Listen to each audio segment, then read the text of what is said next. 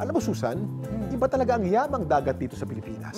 Talagang yaman. rich, napakayaman. Talagang yaman dagat, Kuya Kim. Parang pasarapan na nga lang ng luto sa kung ano-anong pwede mong makuha riyan, di ba? Sa mga, may mga lugar na may sagana kayo sa mga ganong klase. Minsan nga hindi mo na hinuhuli, lumulutang na lamang. Di ba? Yung mga tamban, naalala mo? At kung akala nyo sakali lang nakakakain ng tumbong, kanina tamban, tumbong naman ngayon. Okay din pala yan. Sa dagat, meron yan sa dagat. Aba. Yan, ang kwentong inalam ni Katrina Son. Kulay suha at mukhang dikya.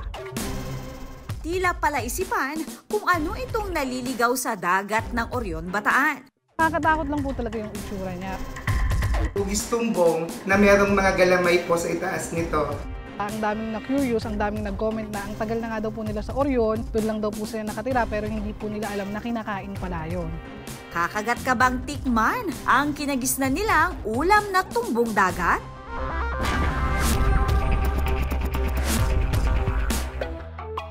Alas 5 ng umaga, nakaabang na si Meng sa Dalampasigan para manguha ng tumbong dagat. Kailangan namin tiyempuhan na low tide. Depende rin po talaga sa araw. Usually po kasi nakukuha namin isang timba. Ayun lang po namin na-experience na konti lang yung nakuha. Siguro dahil maraming dikya. Kinalakihan na ni Meng ang pangunguha ng tumbong dagat.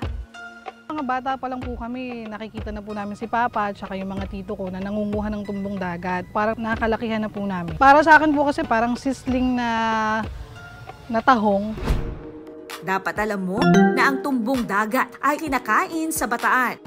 Kapamilya ito ng jellyfish na naglalabas ng sting o lason. Kaya ayon sa nutritionist na si Fidel de la Cruz, dapat pa rin maging maingat sa panguhuli at pagkain nito. Safe naman pong kainin ng tumbong kasi sa ating datos wala pa naman pong nakita lang nasawi or nalason nung kumain sila ng tumbong dagat.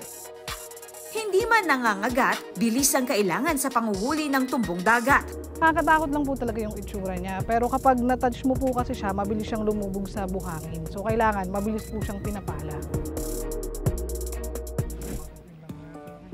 Adobo ang kadalasang luto ng pamilya ni Meng dito. Doon lalabas yung yung linamnam kapag inadobo siya kasi ginigisa, tapos ilalagyan ng suka, ng toyo.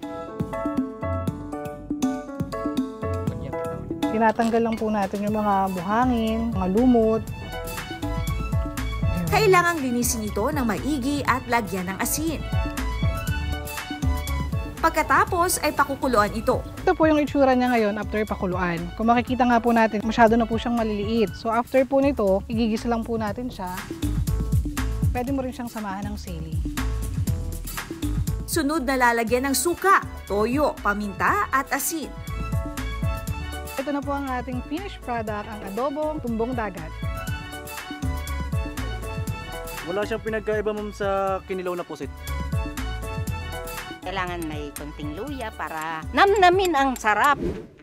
Ang biyaya ng dagat talaga namang walang katapat. Gaya ng tumbong dagat, ang lasa'y tiyak na angat.